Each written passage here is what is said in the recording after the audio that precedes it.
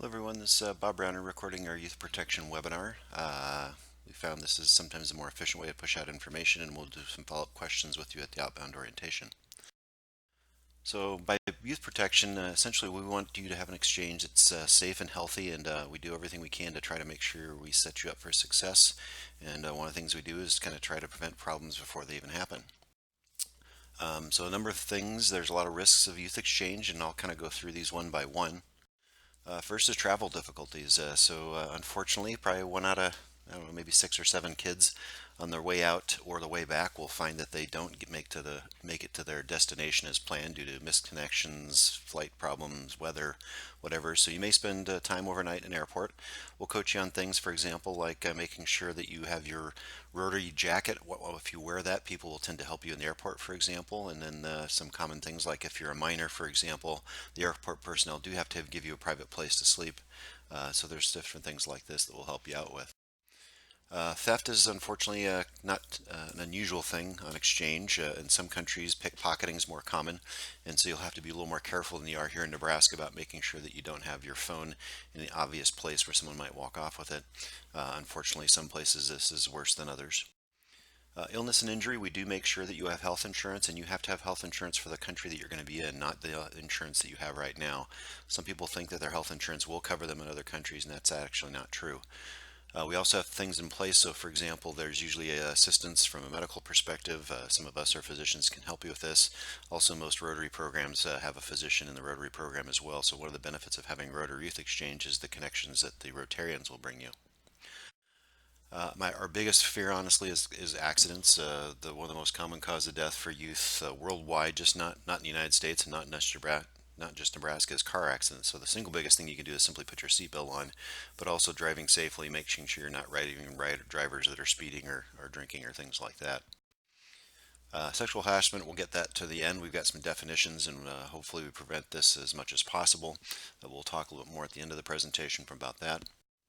Natural disasters, you're familiar with blizzards and floods and tornadoes being for Nebraska, but in other countries you have to worry about other things like earthquakes and tsunamis, things like that. That is actually part of your orientation in the country that you arrive in. They provide some of that background. These happen things, and they're surprising, and some people run into this. So this picture to the left, I actually was driving by on the interstate when we were picking up our youth exchange student from Taiwan when this happened. Someone snapped this picture from the airplane, and so these things do happen. One of the biggest things we worry about is drug or alcohol problems. This is one of the biggest things that sets people up for a failed youth exchange. One is, of course, people aren't always aware of what they're doing at these times. They may find them passed out, like this young woman. If you're not familiar with this kind of stuff, people do tend to get in trouble. The other thing is just a caveat too, is that the drugs that are illegal, you do not want to enter the legal system of a foreign country. They do not have the same protections on arrest that we do. For example, not all countries assume that you're innocent until proven guilty. So please try and avoid entering the legal system of a foreign country. Getting stuck in an unsafe area of town is another issue. You probably know your towns pretty well. Most people know that for their areas of Omaha, for example, you would not want to be at certain times of the day. May not be true of all. Not all communities have problems with this, but when you get to the wherever you are in your host country, you won't know what the safe place and the unsafe places, and that's one reason you may have a curfew, and your host parents may limit your travel until they're certain that you know that the places in town where you can and can't be and where it's safe. How do these risks differ from home? Well, the biggest thing is you're different. And bullies and predators look for people who stick out. You will stick out, even if you're in the same genetic background of the country you are. You're going to be spotted pretty easily because how you dress, your mannerisms, your language. So it's going to be obvious that you're different from the crowd, and so you may be more likely for someone like this to target you. So one of these things you need to be aware of is making sure that you take things a little more cautiously. That you usually one of the things we often say is safety in numbers. So find a friend group, people you can be around, so that you're less likely to be targeted, for example. Also, political unrest. This doesn't happen very often, but it does actually happen. The most common thing you may see, like for example in southern Spain, it's not too unusual for the teachers and or even the students to have a protest and walkout every month or so. Do not participate in these. One reason is that you are not a member of that country, and so the same legal protections don't extend to you. And getting caught in something like this could potentially violate your visa and get you sent home. Also, you don't know how crowds act. Sometimes crowds can be unpredictable, and what seems peaceful now could turn bad pretty quickly. So the best thing is to stay away and really stay at home during these kind of things when you're in another country. Youth exchange, we do try to put a whole system around you, so you will have a counselor assigned to you in another country.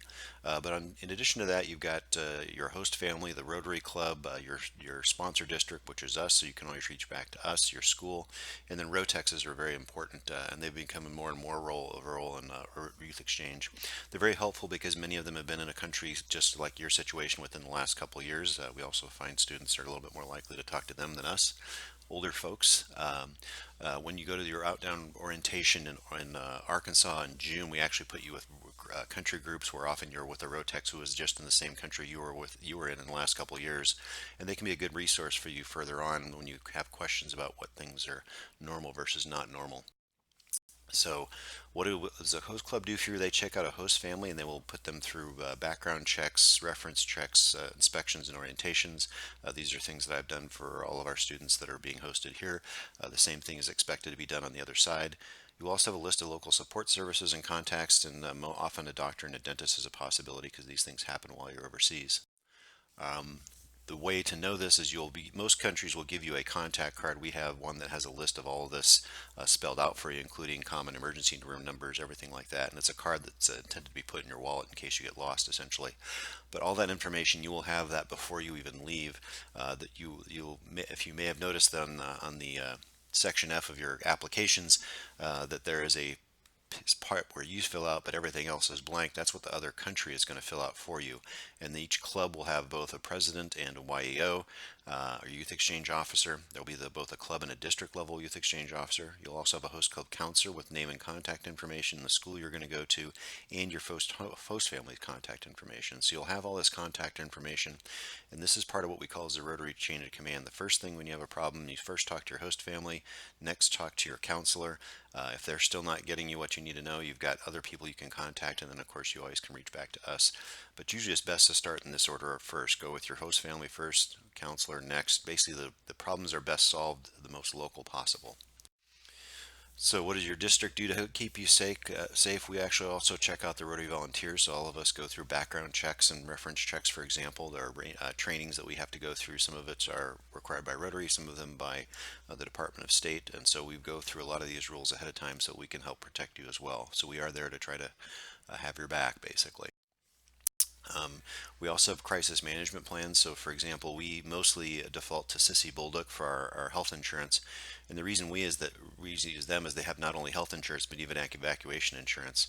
And although we've talked about this for quite a few years, we've never had to really use it until this year, actually, due to the red wrist in Bolivia. We did have to have a student brought back.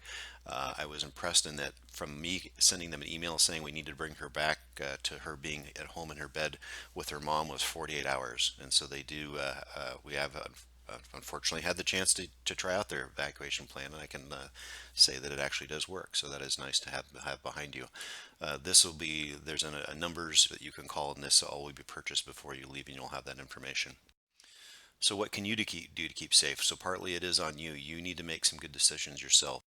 One of the biggest things is that you need to be more careful than you harm. It's easy to be complacent. I know my neighborhood in Lincoln, there's probably no place I'd feel uncomfortable, but in another country, you don't necessarily know that, so you have to be a little more careful than you are in your home. One is to learn about the culture and what's the norm in that culture. Sometimes this can be difficult. One thing I think is hard is figuring out what those interpersonal barriers are in some countries. Some countries they don't touch at all and it's mostly a bow. Others it's hugging and kissing as part of saying hi, which is a little different for some of us in the Midwest that aren't maybe used to that. So trying to figure out what is the norm in that culture, and that'll take you a while to figure that out. Learning the language is very important. We've found that the studies will show that one of the key factors for a successful exchange, the more language learned ahead of time, the better. And so the more you can learn the language ahead of time, we have started now buying Rosetta Stone licenses for all of our outbounds that we expect them to go through the Rosetta Stone prior to their departure so that they are as prepared as possible. One of the other biggest things is making sure you ask questions. Don't remain silent. Find adults you can trust and rely on. And when you have a question, ask them. You can't magically know all this stuff ahead of time. Most people are always going to answer any honest question that you have. So if you have a question, ask rather than wondering what's going on. Something's funky, listen to your radar, but also just ask questions. Take very care when walking or riding a bike. You're not going to be driving, but what you'll find is that some of the countries you may be going to, they may not drive on the left or right, and they may not follow the same rules that we do.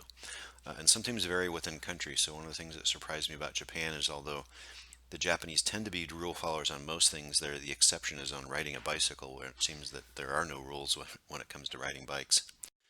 Also, it's going to be very important that you choose a friend group that you can rely on. One of the best things you can do is find some type of activity to join early on. Winnie, the student we picked up during that tornado, this is her and her the theater group that she got involved with at Southwest High School, which became a lot of her friends. One of the best things we've also found in successful exchanges is kids get into an activity as soon as possible, and sometimes that's where your lifelong friends comes from. My oldest daughter, when she was in Spain, had a hard time finding a friend group initially, but then went out for a volleyball team. Even though she'd never played organized volleyball, she just went out for this intramural team, and that's where she met her best friend Audrey while she was in exchange. And she and Audrey still visit each other regularly. She's been back to Spain to visit Audrey, and Audrey's visited her even in where she lives in Japan right now. And so that's maybe the best source of your friends, but it gives you a sort of a security blanket of people that hopefully you can know and can trust. Be careful about peer pressure and bullying. Unfortunately, this exists universally across all cultures. It's not just an American high school thing, unfortunately. And so, again, finding those people that you can really trust. And one of the best lessons, I think, for peer pressure is this quote from David Barry: "A person who is nice to you but rude to the waiter is not a nice person." And so, someone who's nice to you doesn't necessarily mean they're nice. Watch how they treat everybody else. If they're not treating everybody else the same way, then they're just putting on an act for you. And use this as a way to try to sift out who your friends are and aren't in the future. Again, joining community groups and then your school can be one of the most effective things to get involved in exchange, but it also is a safety thing, I think. Also, trying to get involved with Rotary. These are people who can help you out and be a resource. And the other good thing is Rotarians are connected, sometimes well off, and sometimes a source for free travel opportunities. So get to know who these people are. A lot of them also do have some things when they're getting a pinch. In our club, we've got lawyers, we've got doctors, we even have a former Secretary of State. So if things go wrong, we have a lot of people we can rely on in the Rotary system. Also, want to make sure an adult knows where you are.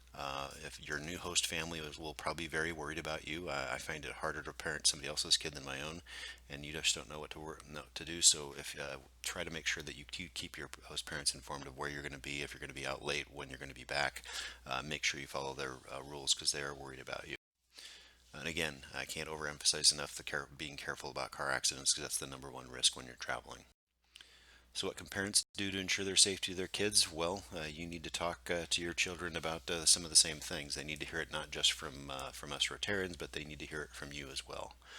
If there are things you're worried about, make sure you contact us so we can verify whether this is something that how concerning it is and what can be done about it, and then letting us know as soon as possible. Rotary Youth Protection, we do have policies we have to go through. Some of this is actually legal requirements through the Department of State. We do have a Rotary Statement of Conduct. You can read this faster than I can talk, so I'll also be sending a PDF of these to you, but this is our policy.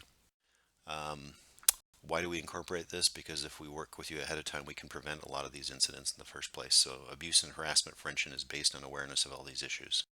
So some definitions. What is sexual abuse? So basically, it's any sexual act that you don't want. Somebody else doesn't define that for you. You define that. And so these are things that are not appropriate. The only one caveat I would say is that indecent exposure can be a little hard because in some countries, mores around nudity are not the same as ours. So, for example, in Japan, it would be considered somewhat obscene for a man to be running through the park without a shirt on, where it would be norm here. On the flip side, on their onsens, they are segregated by genders, but it's typical to be completely nude in that onsen. The same thing, some Nordic countries, it may be normal for people to just be out in the sauna without clothes on. So some of those things are a little bit harder to judge just because of those different mores in different countries about what is considered nudity or indecent or not. Harassment is any sexual advances that are not wanted by you. So someone who is intruding this space is not doing things. This is not okay. This is inappropriate, and you should say something. And if you have questions, certainly talk to your post parent or counselor.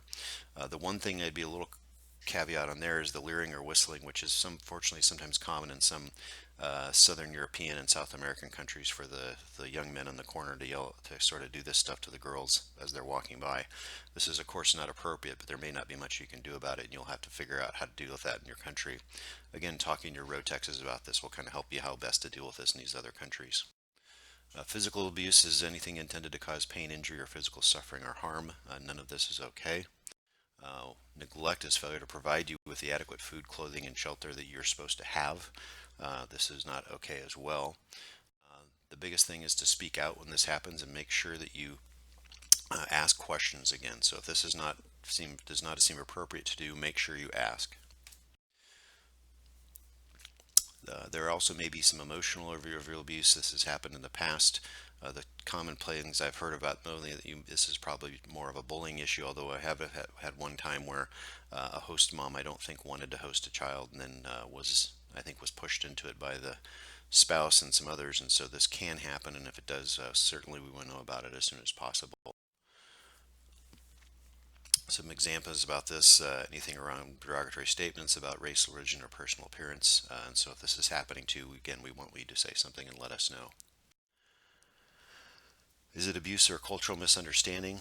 This, I think, sometimes can be difficult. I think the kissing, hugging, and hand holding, which may be a norm in some cultures more so than ours, that can be a little hard to figure out how you address people. One of the things, again, I think that is most helpful is talking to some of the road texts who have been there in the last couple of years. They can kind of give you some ideas. So if you have a question about whether something is appropriate or not, or misunderstanding, the best thing to do in this case is simply ask.